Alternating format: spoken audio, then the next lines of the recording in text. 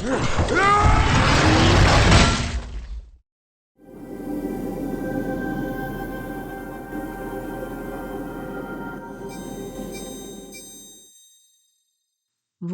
Movie की शुरुआत होती है किसी और दुनिया से, जहाँ के रहने वाले लोगों को ऑक्स कहा जाता है।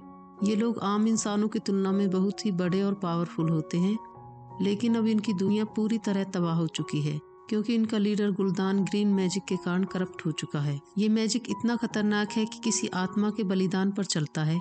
इसके बाद हम ड्यूरोटेन और उसकी वाइफ ड्रैगा को देखते हैं। ड्यूरोटेन की वाइफ प्रेग्नेंट है। दोनों इस बात से बहुत खुश हैं कि उनका बच्चा होने वाला है, लेकिन अब इन ऑक्स की दुनिया खत्म होने वाली है। इसलिए ड्यूरोटेन अपने कबीले को लेकर चिंतित है कि वो अपने कबीले को जरूरत की चीजें नहीं दे सकते। इसके बाद हम ऑक्स के एक बड़ी सेना को देखते हैं जिनका लीडर गुलदान होता है, जो उनको किसी और दुनिया में ले जाना चाहता है। यहाँ पर हम इनके लीडर गुलदान और उसके राइट हैंड ब्लैक हैंड को देखते हैं।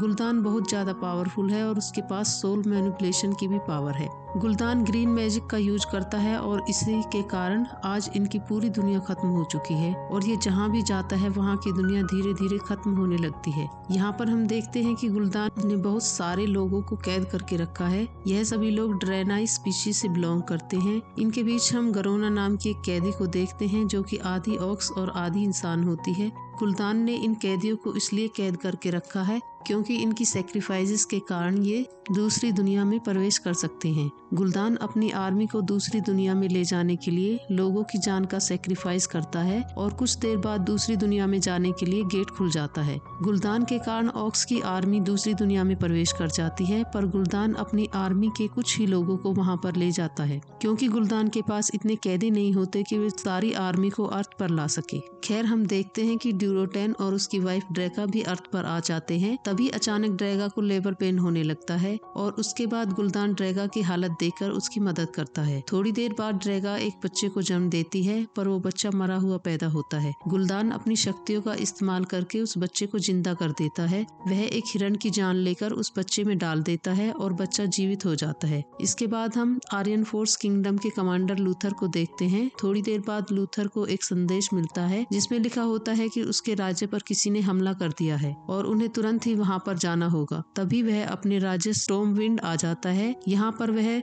खेडगर नाम के एक मैजिशियन से मिलता है जो कि लाशों की जांच पड़ताल के लिए यहाँ पर लाया था। दरअसल खेडगर को उसके पेरेंट्स ने रक्षक बनने के लिए भेजा था, पर खेडगर वहाँ से भाग गया था। फिर लूथर खेडगर को पकड़ लेता है, पर खेडगर लूथर से लाशों की जांच की परमिशन मांगता है क्योंकि खेडगर को लगता है कि इससे हमले के बारे में जानकारी मिल सकती है। जब खेडगर लाश की जांच करता है तो अचानक से उस लाश के मुंह से हरी रोशनी निकलती है। फिर खेडगर समझ जाता है कि इन लाशों पर ग्रीन मैजिक से हमला हुआ है। वह ये बात लूथर को भी बता देता है। लूथर उसे राजा लेन के पास लेकर जाता है। ये महाराजा लेन होते हैं और यहाँ पर हमें यह भी पता चलता है कि महाराजा लेन की वाइफ लूथर की बहन होती है। खेडगर महाराजा लेन को ग्रीन मैजिक के बारे में सब कुछ बता देता है। लेन को भी पता चल जाता है कि यह खतरा बहुत बड़ा है, इसलिए लेन लूथर को इस राज्य के रक्षक मेडिफ को बुलाने के लिए भेज देता है। लूथर खेडगर को भी अपने साथ लेकर जाता है। मेडिफ के पास पहुंचने के बाद लूथर मेडिफ से मिलने के लिए चला जाता है, लेकिन खेडगर किताबें पढ़ने के लिए नीचे ही रुक जाता है क्योंकि उसे किताबें बहुत पसंद होती हैं। लूथर जब मेडिफ से मिलता है तो मेडिफ एक बहुत ही बड़ा मिट्टी का पुतला बनाता है। लूथर मेडिफ को बताता है कि उनके राज्य पर किसी ने हमला कर दिया और महाराजा लेन ने उनको तुरंत ही राज्य में बुलाया है। दूसरी तरफ हम देखते हैं कि जब खेडगर किताबें पढ़ रहा होता है तब उसे एक काली परछाई दिखाई देती है, पर जब वह उस काली परछाई का पीछा करता है तब वह गायब हो जाती है। जहाँ पर वह गायब होती है वहाँ पर बहुत सारी किताबें होती हैं। उनमें से एक किताब के पास जाते ही उसके हाथ का निशान चमकने लगता है। इसके बाद वो उस किताब को अपने पास रख लेता है। अब मेडिफ अपनी पावर का यूज करके महाराजा लेन के पास पहुँच जाता है। मेडिफ राजा लेन से मिलने के बाद उस जगह जाने का सोचते हैं जहाँ पर अटैक हुआ था। वह लोथार और खेडगर के साथ जंगल में चले जाते हैं। वहाँ पर मेडिफ को एक पेड़ दिखता है जिस पर ग्रीन मैजिक के अंश होते हैं, लेकिन तभी जंगल में छुपे ऑक्स इन इन पर अटैक कर देते हैं। इसके बाद मेडिफ अपनी पावर का यूज करता है और इन ऑक्स को मार देता है जो ग्रीन होते हैं, और ये देखकर बाकी सभी ऑक्स डर जाते हैं और वहाँ से भाग जाते हैं। लेकिन अपनी पावर का यूज करने के बाद मेडिफ कमजोर होने लगता है, इसलिए वह वापस चला जाता है। जब ड्यूरोटेन बचकर भाग रहा होता है तभी उसकी नजर गरोना पर पड़ती है और वह उसे आजाद कर देता है, लेकिन बाद में खैडगर उसे पकड़ लेता है। इसके बाद गरोना को राजा लैंड के सामने पेश किया जाता है। यहाँ पर गरोना इन सभी को बताती है कि ऑक्स की दुनिया बिल्कुल ही अलग है, लेकिन अब ऑक्स की दुनिया खत्म हो चुकी है और ऑक्स इस दुनिया को भी खत्म कर देंगे। राजा लैंड यहाँ पर अपने राज्य को बचाने के लिए गरोना की मदद मांगता है और इसके बदले में वह गरोना को आजाद कर देंगे। दूसरी तरफ गुल्दान ब्लैक हैंड पर काफी नाराज होता है क्योंकि वह जंग हार जाता है, इसलिए गुल्दान ब्लैक हैंड को ग्रीन मैजिक की आग में अपनी जान देने को कहता है, लेकिन ड्यूरोटेन ब्लैक हैंड का हाथ काट देता है क्योंकि वह उसे मरते हुए नहीं देख सकता। गुल्दान इसके कारण और भी ज्यादा गुस्सा करता है